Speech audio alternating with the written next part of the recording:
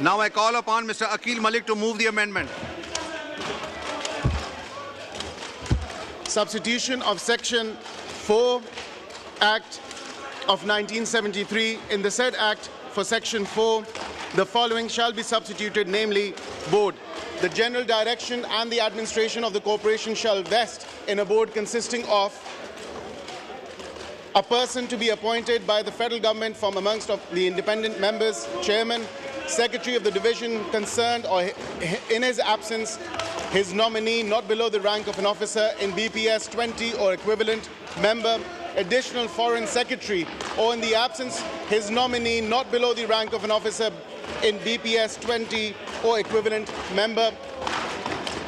additional secretary finance, or in his absence, his nominee not below the rank of an officer in BPS 20 or equivalent member,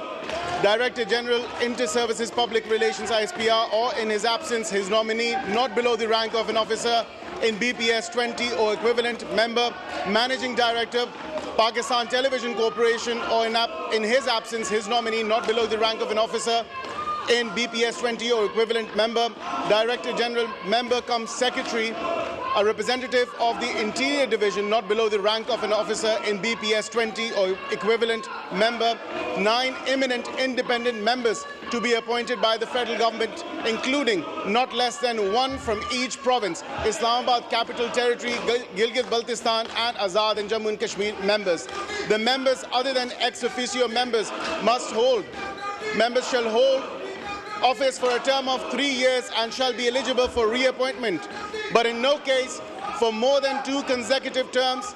and they may be by writing in their hand addressed to the federal government by giving a notice of not less than a month,